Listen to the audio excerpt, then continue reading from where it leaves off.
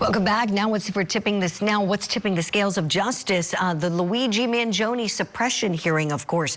We have brand new video of the assassination of United Healthcare CEO Brian Thompson. Take a look at this. Here's the new video. There it is on your screen, the new angle. We also have a focus during the suppression hearing of what happened in the McDonald's.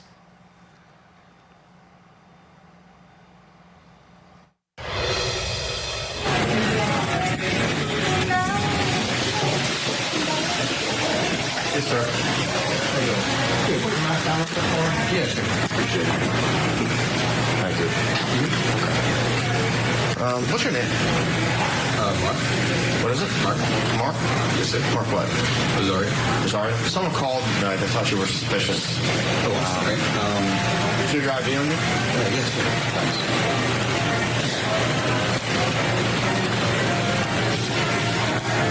I thought she looked like someone, guilty to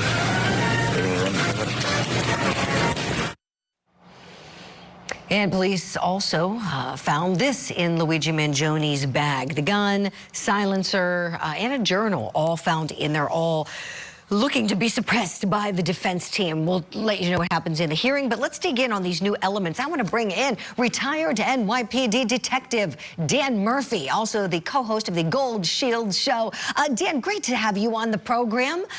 Let's look at that video, and I'll have you just kind of talk over. Tell us what you're noticing, the new angle of him, allegedly him, on the street in Manhattan, firing at United Healthcare CEO Brian Thompson. Now, we can't see a face of the shooter here, but what do you notice about this shooter?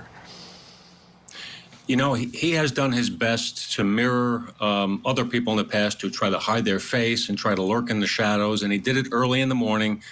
In Manhattan, at a time like that in the morning, you can walk around like that, nobody pays any attention to you, and he didn't raise any suspicion among the few people that were probably on the street.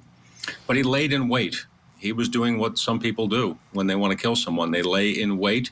They wait for him, and then he emerges from the shadows and takes his shot. It's just chilling. Dan, let me direct your attention to the video in the McDonald's. We noticed these officers kind of pass by the table, make it look like they're going to the restroom, but then they don't. They go to try to get the ID. What do you think about that police work here? I think it's actually fairly cautious. If they had, and I don't know what the call came in as, but I believe it came in as the person looks like the suspect from the high-profile killing in Manhattan. Now, if you're a police officer and you receive that over your radio, possible suspect wanted for murder in Manhattan, a high-profile one, sitting in a McDonald's in Altoona, Pennsylvania, you have an obligation first to go approach the person. And they do that, and they're right to ask him for identification. They ask to see his face. He complies. All things he could have said no to. He could have tried saying no to. But at the end of the day, the person has to be investigated. The officers have to ask for identification. They have to positively ID the person, because you can't let someone just get away with murder and slip through your fingers because you don't want to be discourteous to them by asking them for identification. It seems to me they did that in a very polite, very respectful manner, and he seemed to be compliant at that point. Great points, Dan. Let's talk about the search of the bag. We know that's at issue. Do you see anything wrong with how the officers searched the bag incident to his arrest? Incident to arrest, you're allowed to search anything a person has on their body or anything they're carrying with them.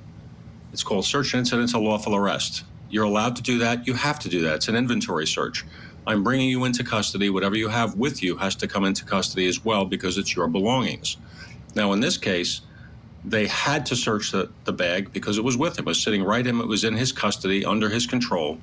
So finding the weapon, in my estimation, in my experience, the weapon will be included as evidence. I don't see how you could disinclude it. It's not an illegal, unlawful search. At that point, the officers are simply doing what they do each and every time someone is placed under arrest. Really sharp analysis from you.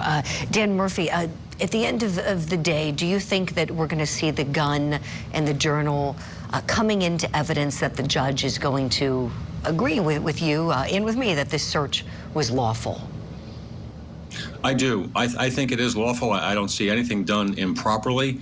It's not like they broke into a residence to get it. It's not like they did a search without a warrant. This type of search is common, standard police procedure accepted by the courts. And these types of hearings, excuse me, happen all the time with cases like this. These are exclusionary. They want to try to rule out evidence. The defense always that makes this motion. Right. And so this is the kind of thing that I think you're going to see all this evidence go in, because in my estimation it was to end on. You're so right. I'm so sorry we're out of time. Dan Murphy, you're wonderful. Thank you kindly.